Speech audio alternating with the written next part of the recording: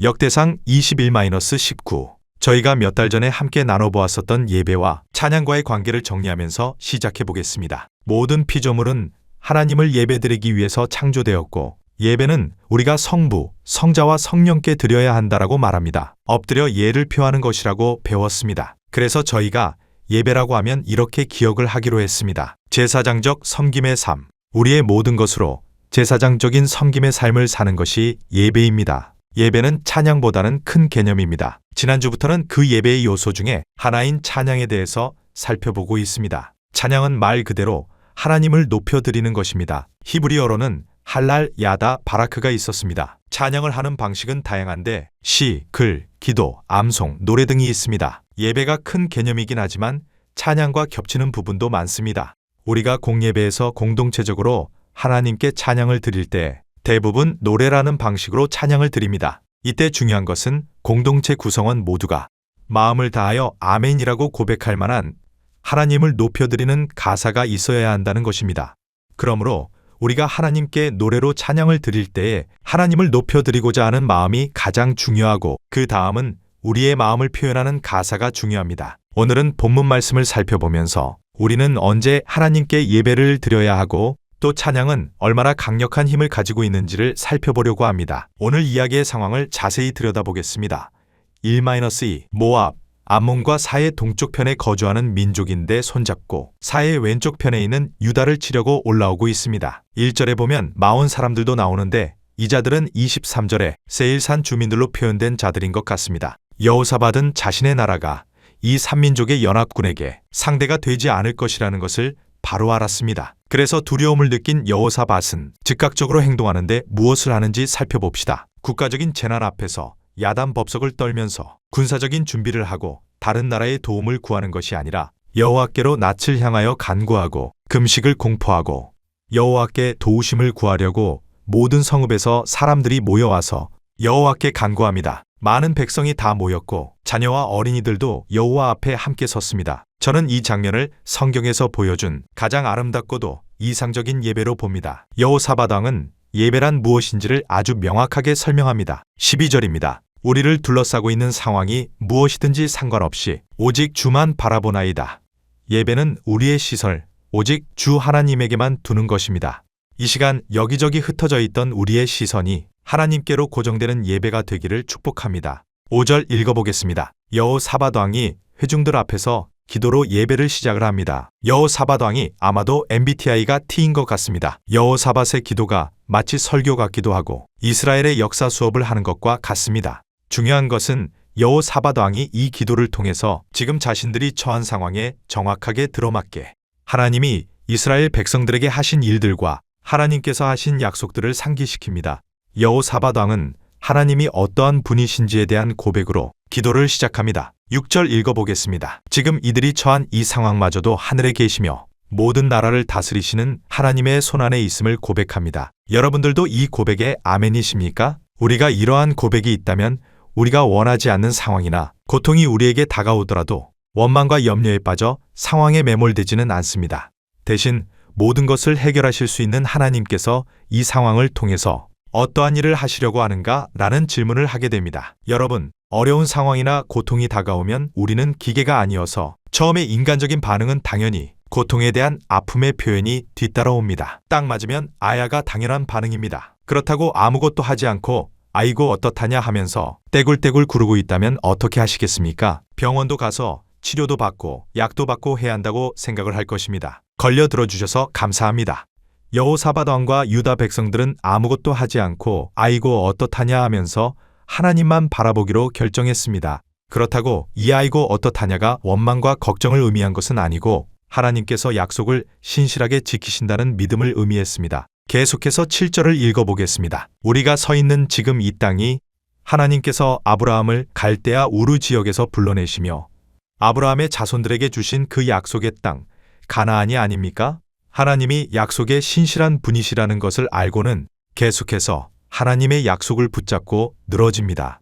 이렇게 우리도 하나님의 약속을 잘 알고 있어야 상황에 흔들리지 않습니다. 만약에 여호사밧 왕이 아브라함에게 이 가나안 땅을 약속으로 주셨다는 사실을 몰랐다면 어떻게 될까요? 이 민족들이 우리를 이 땅에서 몰아내겠다는 공포에 사로잡힐 수 있겠지만 약속을 알고 하나님이 약속을 지키신다는 것을 믿는다면 이야기는 달라집니다. 우리도 삶에서 어려운 상황이나 고통의 순간이 다가올 수 있습니다. 혹시 지금도 그런 분들이 계신지도 모르겠습니다. 지금 처한 상황이나 고통에 대해서 하나님이 주신 약속의 말씀은 무엇입니까? 여러분이 처한 어려운 상황이 무엇이든 하나님의 약속의 말씀을 알고 그것을 붙잡으면 그 상황에 매몰되어 걱정과 염려에 빠지지 않고 그 상황을 해결해 주시는 하나님의 손길을 경험하게 될 것입니다. 하나님의 약속의 말씀을 붙잡으시기를 축복합니다. 여호사밧 왕은 확실히 저와 비슷한 스타일인 것 같습니다. 하나님께서 약속을 지키셔야 하는 이유를 이어서 줄줄이 나열합니다. 8-9 함께 읽어보겠습니다. 솔로몬 왕이 성전을 완공하고 봉헌식을 드린 장면이 떠오릅니다. 솔로몬이 하나님께 기도합니다. 역대하 6:28-30 이 기도를 하나님께서 들으시고 응답해 주십니다. 역대하 72-15 하나님, 이렇게 하나님께 나아와서 부르짖으면 구원해 준다고 하시지 않으셨습니까? 그렇게 약속을 하셨기에 저희는 이렇게 하나님 앞에 나아와 하나님의 도우심을 부르짖습니다.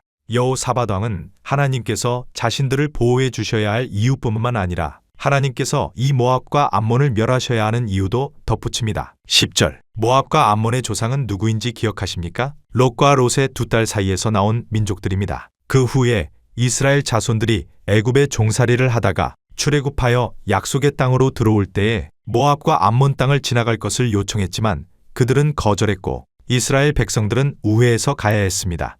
그런데도 하나님께서는 이들을 멸하지 말라고 하셔서 그대로 두었습니다. 여기에다가 더 괘씸한 것은 모압의 왕 발락이 발람을 고용해서 이스라엘을 저주하려고 했지만 실패했습니다. 저주는 실패했지만 이스라엘 백성들은 모압 여인들과 음행을 했고 결국 그들의 신인 바알브오를 섬기게 되기까지 합니다. 11절 이런 민족을 하나님께서 멸하지 말라 하셔서 그냥 두었더니 지금 오히려 우리를 이 땅에서 쫓아내려고 하지 않습니까? 하나님, 이걸 가만히 두시겠습니까? 안타까운 것은 저희는 지금 이 민족들을 감당할 힘이 전혀 없습니다. 그래서 우리가 할 수 있는 것은 하나님께서 약속하신 것을 붙잡고 울부짖을 뿐입니다. 이렇게 온 백성이 함께 하나님께 기도를 드렸습니다. 그리고는 그곳에 있던 레위 사람 야하시엘에게 여호와의 영이 임하셔서 이 기도에 응답해 주십니다. 15:17 두려워하지 말고 놀라지 말라. 이 전쟁은 너희에게 속한 것이 아니라 하나님께 속한 것이니라. 이 말씀으로 이미 전쟁은 끝난 것입니다. 전쟁이 하나님께 속한 것이니 승리는 누구의 것입니까? 그러니 이들이 해야 할 일은 무엇이었는가 하면 그냥 줄을 서서 하나님을 찬양하며 그들을 구원하시는 것을 보는 것입니다. 우리는 그저 하나님 앞에 나아가 하나님의 말씀을 듣고 하나님이 말씀을 이루시며 하나님이 보여주시는 능력에 감사하고 찬양하고 그것을 즐거워하는 것인 것 같습니다. 하나님과 동행하며 기쁨을 누리는 것입니다. 상황에 흔들리지 않습니다. 왜냐하면 내 옆에 항상 함께 하시는 하나님이 계시기 때문입니다. 이들은 이 암울한 상황에서 하나님께 예배를 드렸습니다. 그 예배를 받으신 하나님께서 그들에게 말씀을 주셨고 그들은 그로 인해 다시 하나님께 예배를 드립니다. 18절입니다. 여호사밧이 먼저 몸을 굽혀 얼굴을 땅에 대니 백성들도 모두 엎드려 하나님께 경배를 드립니다. 히슈타하바 엎드려 절하는 것입니다. 그러고 레위 사람들이 큰 소리로 하나님 여호와를 찬송했습니다. 여기서 지난 시간에 배웠던 단어인 할랄입니다. 그리고 다음 날이 되어 어떤 일이 일어났는지를 살펴봅시다. 2023 말도 안 되는 방식으로 전쟁에서 승리를 했고 그들은 전리품을 챙기면서 하나님을 찬양했습니다. 왜 하나님은 유다 백성들이 적들 앞에서 기도도 할 수 있었고 함성을 지를 수도 있었고 적들 앞에서 하나님을 찬양하게 하셨을까요? 1. 하나님은 하나님을 사랑하는 공동체의 찬양 중에 계십니다. 시편 22:3 이스라엘의 찬송 중에 계시는 주여, 주는 거룩하시니이다.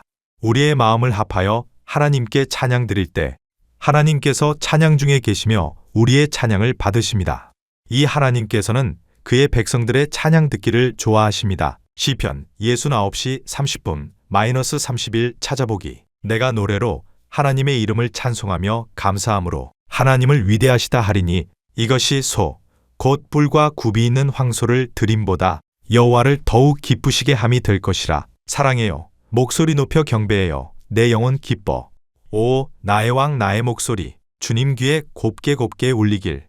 나의 왕이시여 당신이 들으시는 이 찬양에서 기쁨을 취하소서. 이 찬양이 당신의 귀에 달콤한 소리가 되게 하소서. 3.